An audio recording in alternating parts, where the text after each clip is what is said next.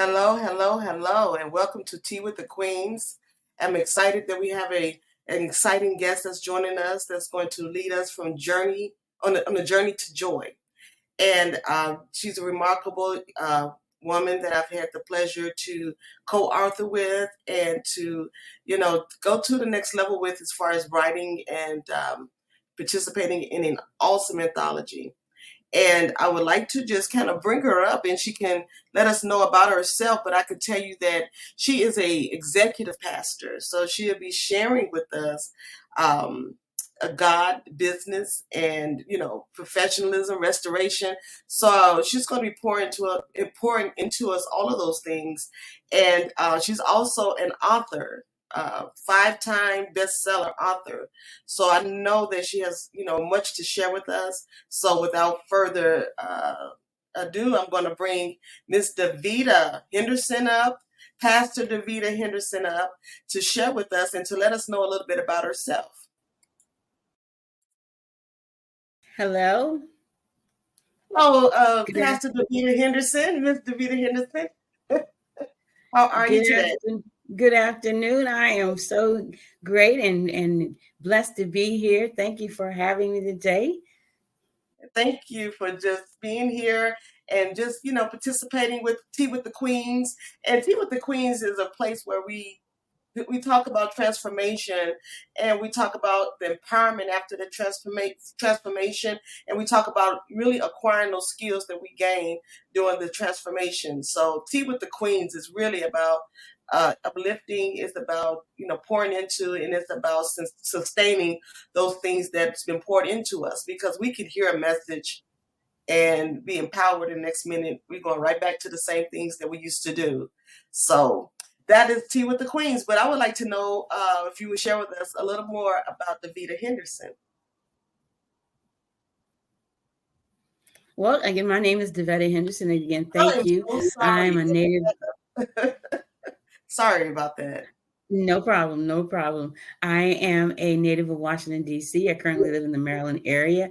By trade, I'm a leader in corporate human resources for over 30 years. I am an executive pastor of the Victory Nation Church under the leadership of Marlon Baker. I'm also as the CEO of DaVetta Jewels, selling fashionable jewelry at reasonable prices. My gift and my passion is writing. I have, as you said, I have 5 best-selling anthologies under my belt, in addition to my own solo project. And as a supplement to that, I am a freelance editor, and I do it all every day, maneuvering through an incurable illness. So okay. So what is can you tell us a little bit about steadily transforming in my life? I'm sorry, maybe a little delay, but I just would like for you to kind of share about your private, personal writing project that you've done. So my own project, I got the vision for my first book in 2007, and it wasn't completed until 2021. It's called The Seed, the Soil, the Sower, and it's a faith-based fictional book. It is about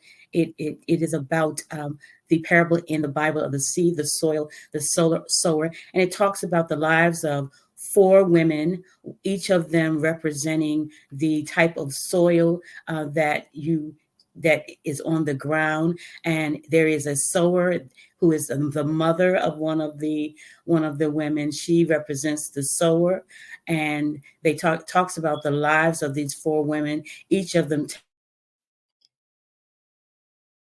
taking on the personality of one of the types of ground that you can live your life in, good ground, or your seed can fall into by the wayside. So it talks about their journey and how the different soils that your seed fall in affects your life. It definitely does. It is the first of a 5-book series. I got a little off track, and so I'm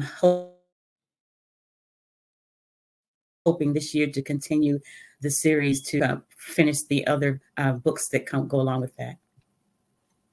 Great, great, great. So it's good to now use part of five, not your personal book, but five additional books that are five additional anthologies that you've been a part of. Yes, I use those anthologies to share my life history. I find anthologies great to be able to tell your story. I started out with Stepping into Leadership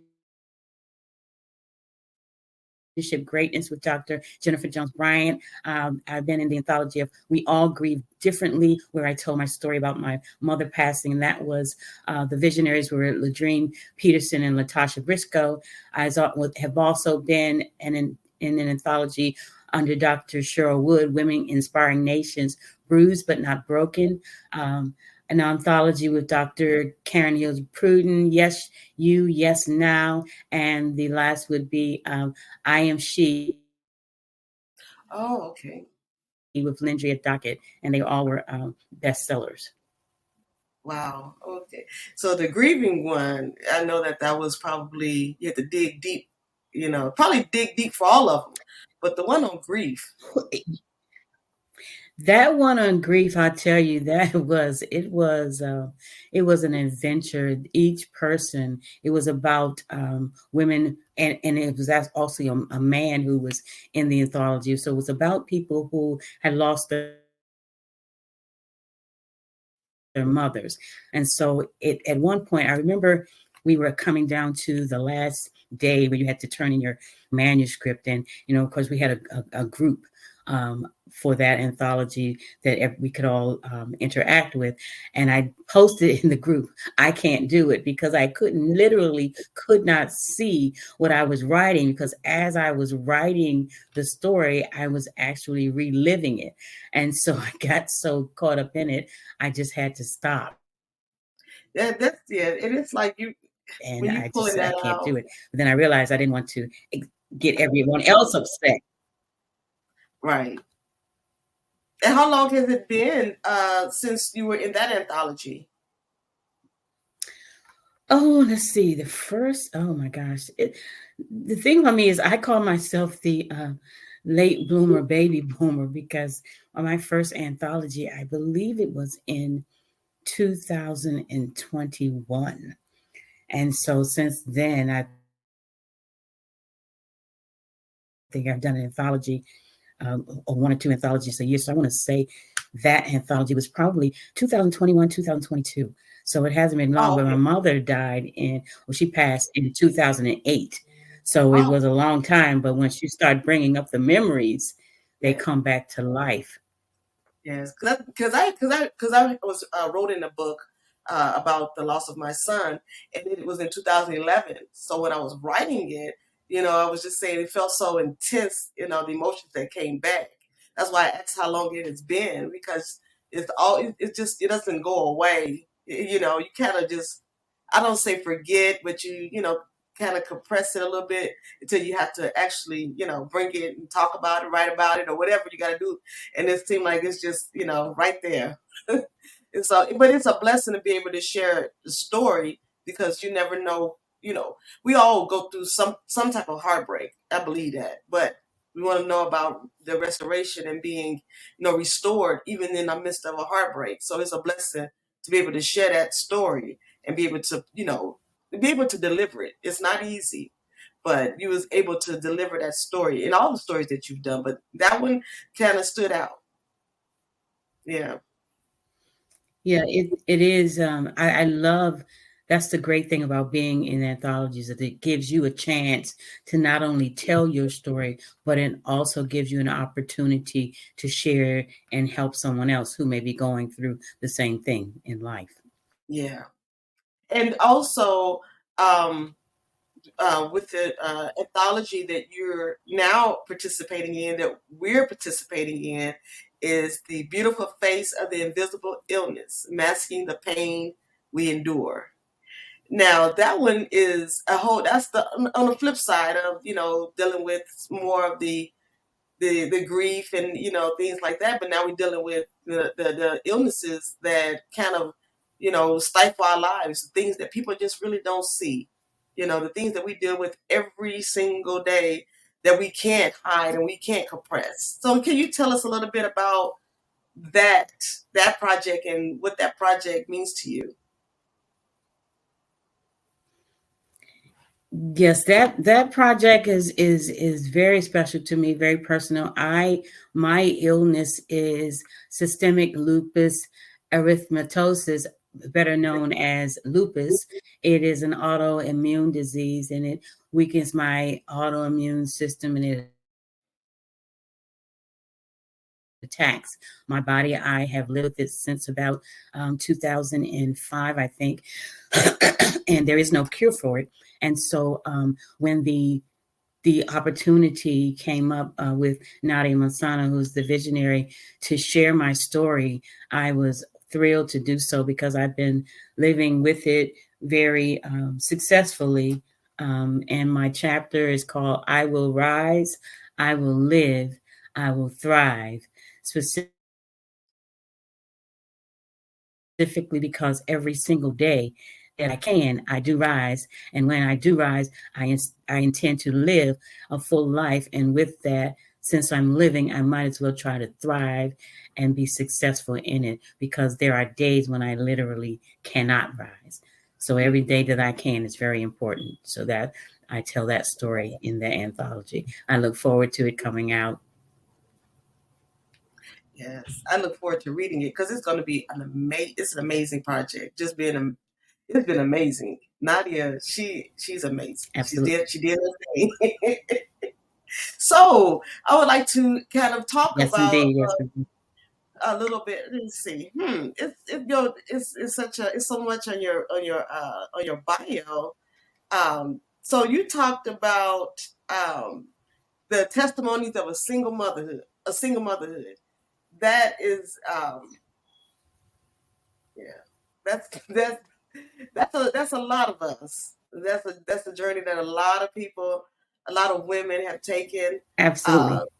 Motherhood, yes, a lot of women have taken, have been on that journey. Can you share with us, what do you do as far as what do you do as far as the single mothers? How do you encourage the single mothers?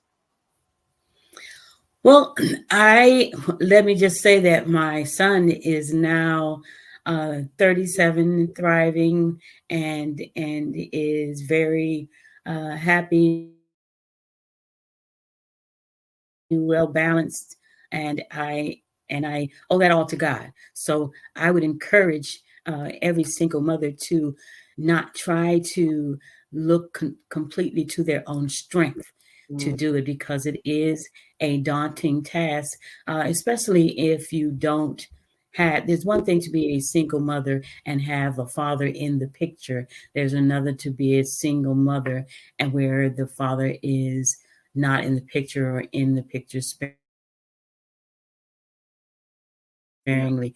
And it is nothing to it is a serious situation, because we are literally raising children to become adults who are going to make decisions in this world, who have to thrive in this world that is not getting any easier to live in.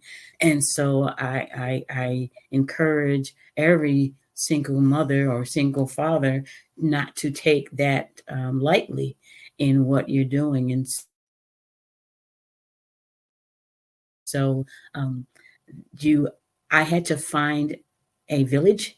I think because it's nothing that you can do by yourself. There's no book. As many people that are born, there's still no specific book that is written that can handle all of the nuances to you raising your child. Excuse me. And so I just had to put myself in the back burner. I had to think of my child before my own needs. I had to make decisions regarding education. I went back to school. I decided that I was a secretary. I realized that being a secretary wasn't enough to take care of me and my son in the manner in which I wanted both of us to live. And so I went back to school. I made sure that the things that I did in my personal life were things that my son could look at and say he's proud of his mother. I had to just take away me and focus on him. And then on top, still find time to explore who I am, grow in who I am, spiritually and in my personal life, social life, etc. So it was a balancing act. And you just had with him, with my son being at the top of that, but me not completely forgetting that I am an individual. And it is a balancing act. And I give kudos to the many people who are out here doing it every day. It is definitely an accomplishment when you come to the end. And you never stop being a parent, but at some point you give up the mantle in terms of the teaching and raising them, and you let them go out on your own, which is why it was important for me to make sure that when he got to that point, he could do it with as little problem as necessary. And so when I write my bio, I always enter that aspect, because I think it was a very important aspect in my life. It grew me up. That's how it grew me up. Because I was listening to a skit on social media probably last week. It really, the skit kind of put it in perspective of how we've normalized being single parents. The lady was saying to her child, I'm going to send you over there to your father's, or I'm gonna have you go live with your dad. It was a skit though, but I'm like, why is that so normal? It's so normal for us not to have the two-parent household. I mean, that's not normal, but it's something that's been normalized. So in the skit when she said that, I'm like, this is a young girl for one, and they making this joke, and then she's like, I'm gonna send you over there to go live with your daddy. I was like, that was just a kind of like an automatic thing. And when she said it, it sounded like it was like, just the way of life. And then I thought about it, and I was like, man, we really normalized this whole, you know, parents living in two separate places and you're not even really thinking about it. It's just the way it is. So that really got me to thinking about that, how I grew up, in a single parent home, and how I was a single parent at one point. I eventually got married, but I was a single parent, myself, and how it just became the norm. And I just that really kind of bothered me a little bit when I saw the skit, because I couldn't believe that this is something that just so normal.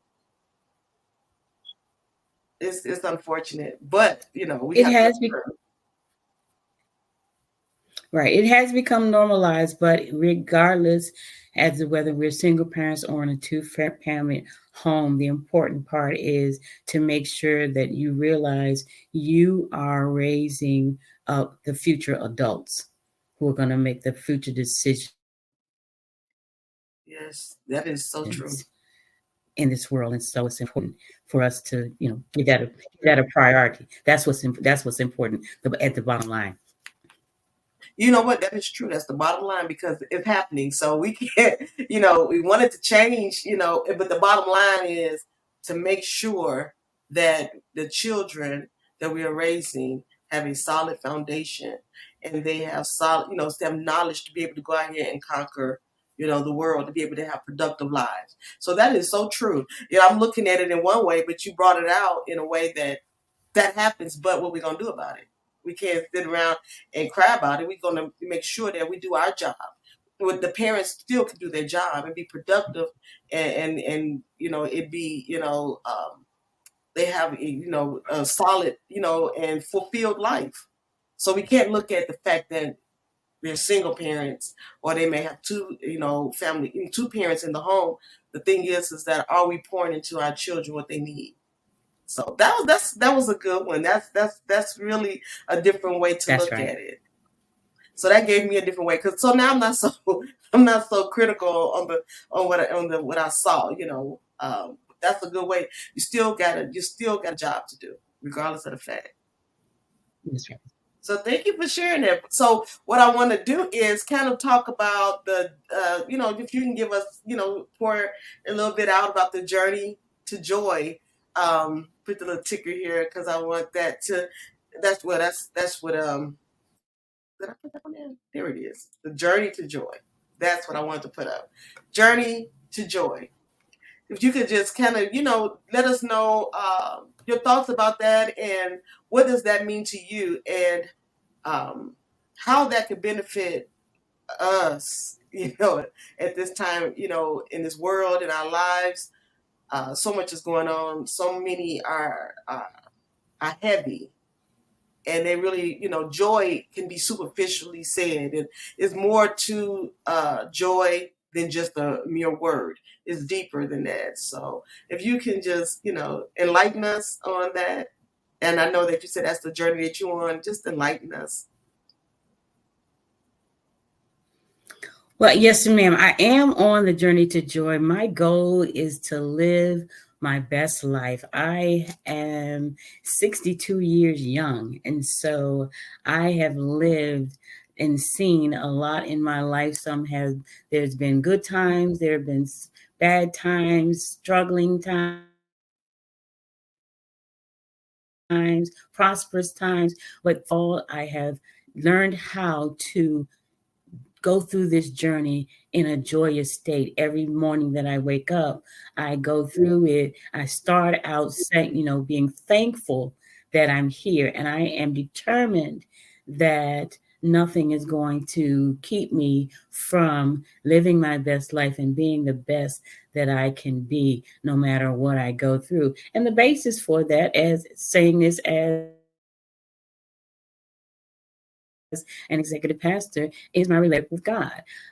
And from that, it starts internally. I cannot look to the outside to create joy. The joy that I have, as the world didn't give it to me, and the world can't take it away. So there's nothing that I've learned to make sure that nothing that happens to me or nothing that happens on the outside of my life is going to affect me having joy, not long-term joy. And we all have moments where, we get frustrated, we get sad or whatever, but they have to be temporary. And so that has been something that I've had to learn. And for the last 62 years, it's not easy, but the first thing is to understand that where the joy comes from. The joy comes from the higher power, right? The joy comes from my relationship with God, knowing who He is and who I am in Him. Without that, there is no joy from my perspective. And so from that, I can do all things through Him. I use His word to find the joy in everything that I do. No weapon formed against me shall prosper. Weapons are going to come. This world has many, many afflictions and many, many obstacles that I've had to go through my life. I have many, many stories, many, many gifts and illnesses. And through that all, I still wake up and show joy. When I wake up, when I see you, I say good morning. When I walk past someone, I say hello. When I bump up against you, I say excuse me. I everything that I do, it has to reflect joy. And I have not always been that person. It's been something that I've had to learn and grow into. But I wish that I had learned it earlier, because it makes for a much happier, a much smoother, and much more fulfilling life. And so I share that with others in hopes that they can get it before they get my age. If I could share this with a 25-year-old and help teach a 25-year-old how to spend the rest of their life living joy from the inside and not trying to pull it from the outside in, taking it from the inside and sharing it to the outside, it makes your entire environment totally different. And so everything that I do, when I raised my son, I tried to show him joy. When I'm writing in it, being in anthologies, everything that I do, when I'm on the job, when I'm taking care of my home, all of the other things that I participate in, which is why my life is, I can't point just one single thing. When I sell jewelry, I do it with joy. I love to see women sparkle and see the joy on their face when they find just the right earrings for just the right occasion. All of that, sharing joy in every single thing that I do in my diverse life, and sharing that with others is my journey to joy. So when you said joy, I thought about um, when you said coming from the inside, I thought about how joy is embedded in us, and That's right. it's there, and how certain circumstances can pull us away from that. And what I thought, and I went back to what you the book on grief, and how it was like, you can grieve but still have joy, and how you don't allow Yes. circumstances to pull you away from that joy. That joy is the gift, and it's that's the sustaining power. And it's good to be able to, like you say, find the joy in the things of life every day. Find that joy, right? Like you said, ride it in a car. I can ride in a car, and if the sun is shining on this particular day and the sun hit just right, then it just, I just have so much joy.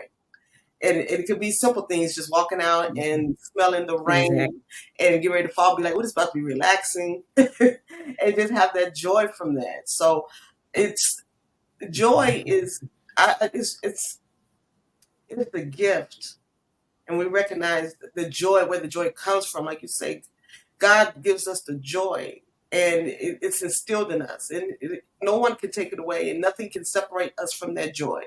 So, like you said, circumstances will come, but when I got older, I understood that, because when things would happen, when I was younger, I just could not understand. I did not understand. I was like, well, how am I supposed to live a life, and trust God, and just, be wrapped up in Him? And I'm going through all of this. But that showed me that joy that He had it's sustainable, and like you said, I was pulling from the wrong places. I'm pulling from outside resources to give me the joy that's already inside of me. So, man, That's right. that's deep. I hope that we take heed to what you said on that, for real, because that would change the direction of your life. You would not have to live in uncertainty. You won't have to live in misery. You won't have to live in grief, regardless of what it is, whether you're grieving a relationship or a job, or just find the joy, because you never know what's on the other side of those things. That just keep moving, just keep going, find the joy. Then look at it as, hey, I'm starting over. There's joy in that. In spite of the heartaches, there is still joy. So that's that's amazing. That's amazing. That is what we're supposed to pour into each other. Giving each other that hope, letting each other know that not all is lost if you just realize what's on the inside. And that's so important. And those who they don't know, they don't know God. They have no hope, and I feel they don't even realize the hope that they have.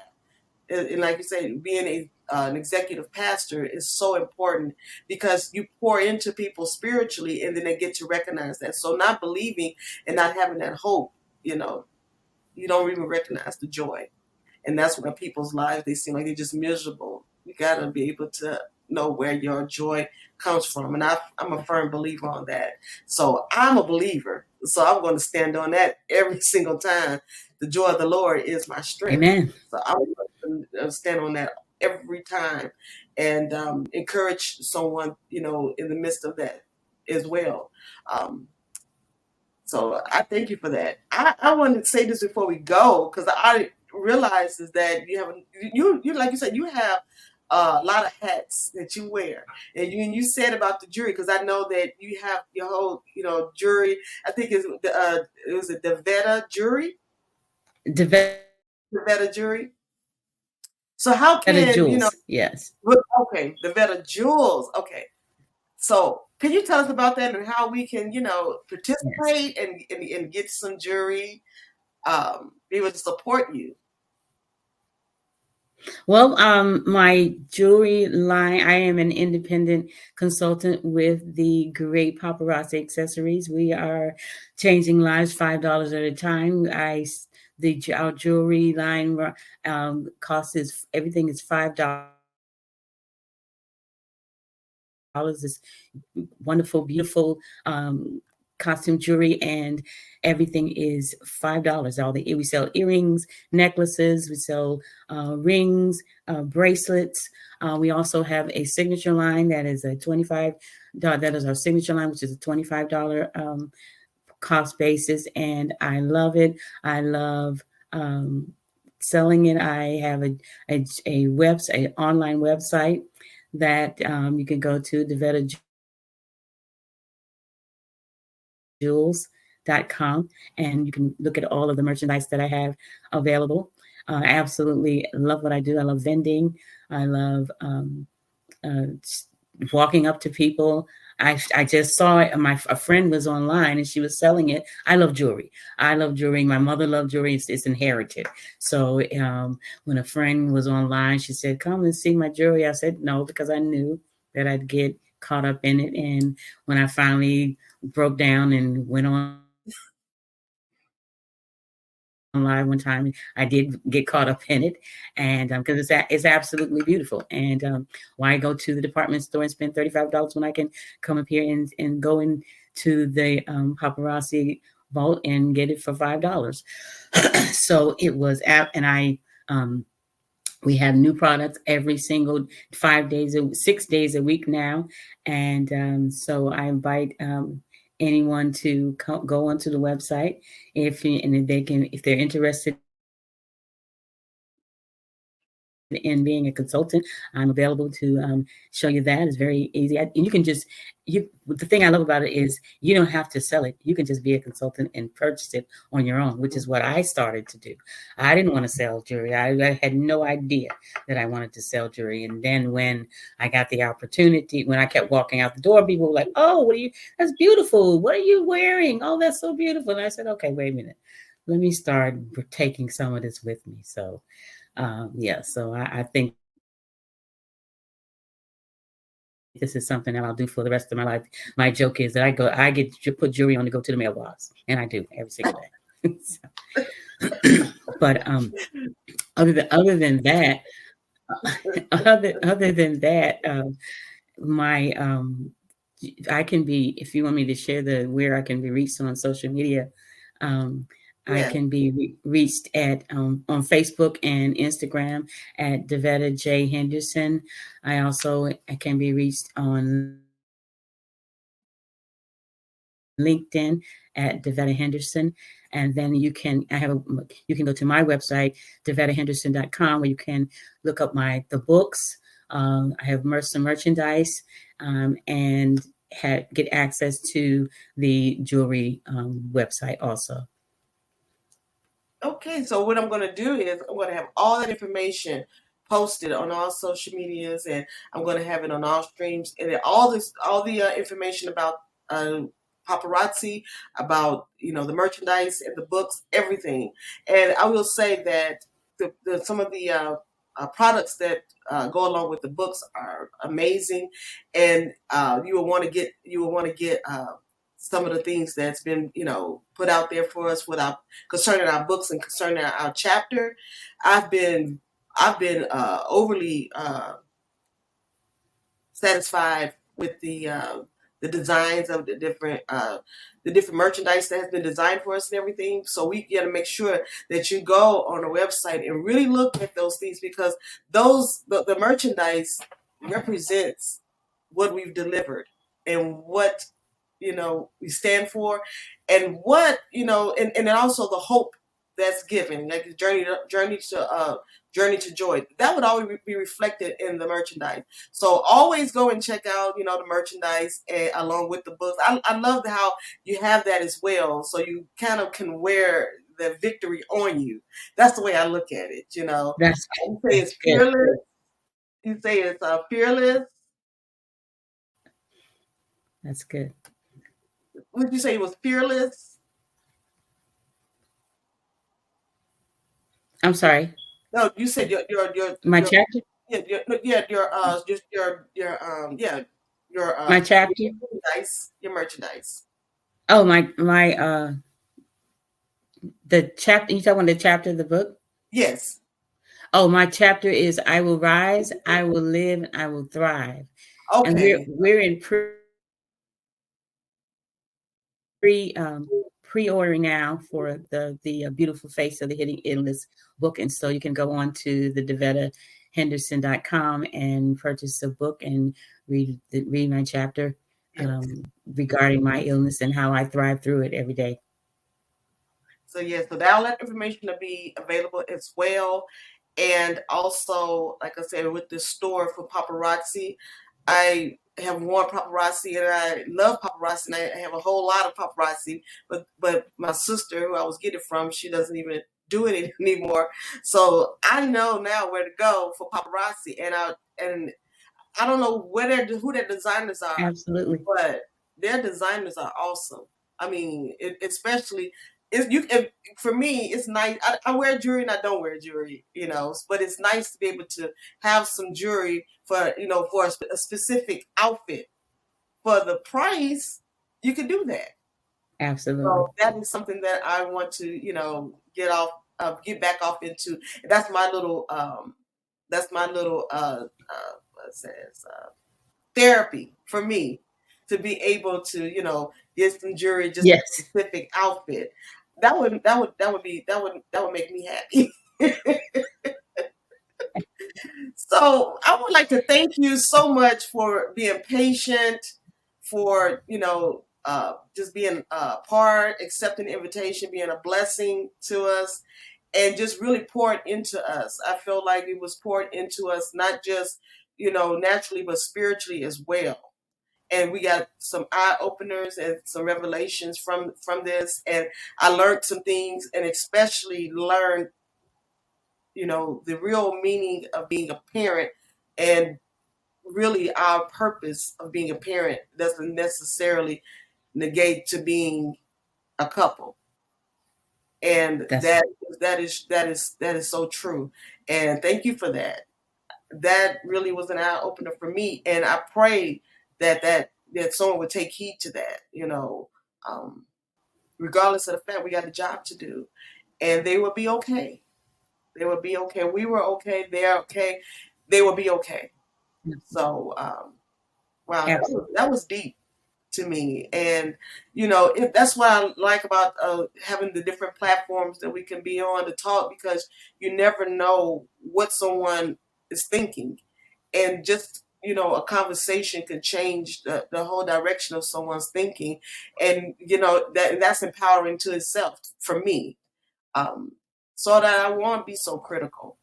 And I'm like, I wasn't particularly critical, but I just was, I just felt like, man, it's just normal. But I totally got a different view of it now, that the responsibility of being a parent and when we pour into our children is the priority. Everything else, hey, it is what it is. That goes to that what you were saying before about joy. Obstacles come, things happen, but it will not take you and deter you away from the joy that's been instilled in you. So don't worry about it. Just be a blessing to your people, be a blessing to your children, just be a blessing to whom God has sent for you, to pour into. That should be our mission. That's right. So I, That's I, right. I hope that I hope that that made sense. Absolutely, absolutely. I thank you so much for having me. I love these conversations. We learn from each other, we grow from each other, and we continue to inspire each other. So I thank you so much for having me on this at this tea time. And I wish you all the best. Thank you so much. And again, DaVetta, which I apologize for getting it wrong first. DaVettaHenderson.com is at the bottom. Like I said, all the information will be available. And please, please, please go and check out her story. And I'm telling you that when you're dealing with some things and you find the resilience to overcome, it will change your life. Sharing our stories changes lives. So please, take that time out and go and just read the story. Let it be a blessing to you. So thank you so much, and Thank you. thank you for sharing with me today and taking a few minutes out for Tea with the Queens.